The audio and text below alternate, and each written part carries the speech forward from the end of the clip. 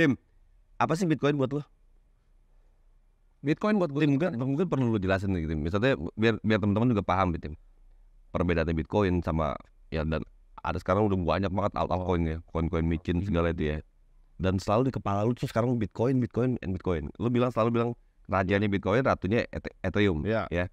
Gimana bro? Bitcoin itu menurut gue adalah sebuah simbol kebebasan sebenarnya. Orang kalau tanya apakah itu apa sih buat lo, apakah aset investasi apa enggak, simbol kebebasan. Karena Bitcoin misalnya contoh sederhana ya, gue punya Bitcoin, gue taruh di paper wallet, gue bikin paper wallet, gue tulis 12 kata, gue kasih kertas yang lu udah pindah ke lu. Nah, itu menarik sebenarnya itu buat teman-teman, mungkin kan lu dari politisi, mungkin teman-teman dari pengusaha yang lain, itu bisa jadi fitur yang menarik loh. Itu kertas sudah pindah semua. Ya, bisa pakai WhatsApp juga bisa. WhatsApp juga bisa. Gitu. Kalian bisa bayangin nggak situ? Itu aset seperti itu yang sangat sulit di track ya. Kecuali udah paham nih caranya. Sangat sulit di track uang kita sendiri gitu. Jadi untuk pertama kali kita punya uang kita sendiri. Contoh sekarang Lebaran tuh apa yang terjadi? Harga makin mahal semua bro. Itu uang dicetak apakah makin sedikit? Enggak. US baru keluarin lagi mau cetak 1,2 triliun. Biasa gitu dia. Dia kalau udah mau pemilu nih, cetak dulu buat budget lah. Buat budget pemilu. Itu kalau di US. Kita ini kalau misalnya kita bergantung pada sesuatu yang sentralisasi, ya. Contoh lah seperti gue dulu investor saham juga. Tapi saham hari ini apa yang terjadi? Ada kebijakan baru dilakukan oleh bursa, turun. Lu mau analisa kan orang bilangnya siapa tuh investor kawakan di saham kan, bilangnya beli Mercy harga bajai gitu.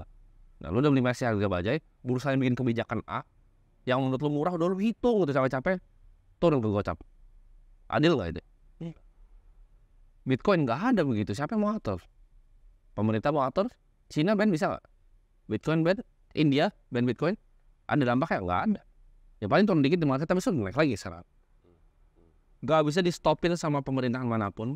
Dia itu seperti makhluk hidup bro, gue liatnya. Udah hidup dia. Dia berbeda dengan yang lain. Makanya gue bilang kenapa berbeda dengan kripto yang lain. Karena kripto yang lain itu adalah perusahaan.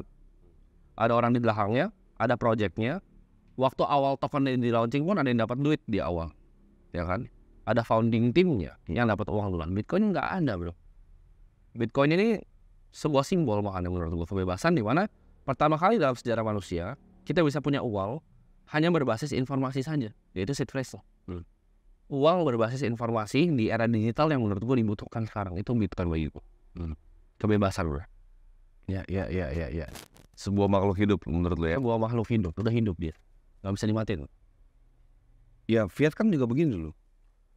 Fiat itu kan ada karena sejarahnya pertama dari emas ya. Dari emas, lalu emas itu orang susah untuk tukar. Lalu diciptakannya kertas kan di situ. Begitu diciptakannya kertas, orang ngerasa akhirnya akan trading kepemilikan emas. Jadi kertas itu adalah bukti lu punya emas berapa, karena waktu kalau bawa emas koin-koinan dirampokin terus di jalan. Kayaknya enakan pakai kertas itu. Cuman itu bukan berarti adalah format yang lebih baik dibanding emas kan. Sampai sekarang akhirnya disalahgunakan. Dulu sih 1:1. Awalnya mulai diciptakan uang ya. Para bankir bener 1:1. Tapi para bankir di dunia ini akhirnya mengeksploitasi sistem kredit ini. Sistem riba lah kalau gua ngomong ya. Dan ini dijadikan dinormalisasi sebenarnya. Baik di masyarakat maupun di seluruh dunia.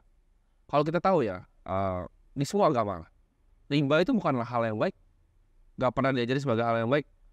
Karena gini bro, kalau gambaran sederhananya, ini misalnya meja kayak gini ya. Ini ada abu nih, titik ini. Misalnya meja ini adalah total orang yang punya uang di dunia ini. Lalu abu ini adalah orang yang ngeribain, maksudnya dia nggak ngeribain orang lain. Abunya akan jadi abu semua bro mejanya. Karena itu compounding bro, dia akan cepat sekali. Karena compounding kan interest ya. Dia ngeribain 7%, dia akan dapat terus gulung, semua uangnya jadi punya dia. Ya. Makanya kalau saling pelajarin, penting untuk teman-teman untuk belajarin Bitcoin adalah belajarnya sejarah. Kalau kita lihat dari tahun-tahun kerajaan yang paling kaya zaman dulu, misal contoh keluarga yang paling kaya, Medici family ya di Eropa, yang bikin Renaissance jadi art itu Michelangelo bisa dibayarin semua segala macam mereka. Uangnya dari mana? Dari bank. Karena mereka Medici family itu pegang bank. Dari bank itu dia kontrol sistem peredaran uangnya, kontrol sistem peredaran kreditnya. Itu yang jadi masalah bro. Ketika satu keluarga, satu orang, satu pemerintahan bisa pegang uang. Federal Reserve kan dipegang sama orang. Ya gue gak bisa sebut lah kira-kira siapa-siapa, tapi kalian bisa cari gambaran ya. Karena semua ini Ya ini gue pertama kali mungkin buka di podcast ya. Tapi bank itu kalian harus pelajari secara detail. Siapa sih sebenarnya yang bikin Goldman Sachs, yang bikin JP Morgan, yang bikin bank-bank besar ini tuh siapa sebenarnya? Dan ini kalau bisa ditarik nih, ini satu tempat sebenarnya. Iya. Ini gue nggak bisa bahas, maksudnya ntar dibilang Sarah lah di sini. Tapi itu kalau kalian pelajarin detail, itu ditarik bisa ke satu ras. Iya. Yang ciptakan semua ini. Banking family ini siapa gitu. Nah ini mereka ini orang-orang yang akhirnya, karena presiden di Amerika, Woodrow Wilson pernah bilang bahwa dia udah gagal dalam menjalani negaranya. Karena dia udah kasih kontrol dari US dollar ke tangan orang lain. Nah ini tangan orang lain ini. Jadi siapa yang pegang uangnya, itu pasti bisa kontrol populasi, kalau mereka bisa cetak. Dan itu doktrin yang dibiarkan. Makanya sebelum belajar Bitcoin kan tanya pertanyaan yang paling filosofis, paling dasar dulu. Uang itu apa? Kenapa kesannya kita uang kan susah kan dari kita kecil, mau jajan gitu kan dikasih uang sama orang tua, sekolah bayar, orang tua susah bayar sekolah gitu. Kenapa itu susah? Kenapa kita nggak pernah diajarin untuk tanya? Kok orang cetak uang bagus? Gitu kan. Di sekolah diajarkan inflasi adalah hal yang baik, karena itu ekonomi dari pandangan Keynesian namanya, bukan Austrian economic. Keynesian itu diajarin inflasi itu adalah hal yang baik. Makanya kalau misalnya lu ngomong inflasi, karena ada orang-orang mungkin akademisi bahkan gitu kan, wah bego nih orang dengan bilang inflasi, wah harus ada inflasi. Diajarin begitu. Nah yang ngajarin begitu siapa? Nah setelahnya terus udah ke belakang bro. Yang ngajarin begitu siapa? Rockefeller Foundation jawabannya. 1920 dia bikin sistemnya itu sekolah. Jadi ini didoktrin dari kecil. Uang tuh jangan ditanya, uang tuh susah didapat, inflasi itu bagus, kita boleh cetak uang. Jadi masyarakat gak ada yang pernah nanya tuh, mau cetak aja. Tapi sekarang mulai kerasa bro, karena gini, inflasi di rate yang kecil nggak masalah. Tapi kalau udah mulai ke arah 10% realnya ya, kayak sekarang nih, lebaran, naik lagi kan. Kemarin beras katanya El Nino. Ya ntar dicari alasan, sekarang lebaran nih. Tahun depan ntar naik lagi, ntar juga cari alasan lagi. Tahun depan naik lagi nih, kalian pegang omongan gua, akan cari alasan lagi. Itu pasti naik bos. Jawabannya bukan karena berasnya kurang, Cina, India, halt impor beras, enggak. Lu cetak uang ya. Ya, sesimpel itu gitu. Karena Bitcoin adalah kapal buat gua. Kebebasan dengan formatnya. Itu kayak kapal bro. Gua kayak lompat ke kapal yang berbeda.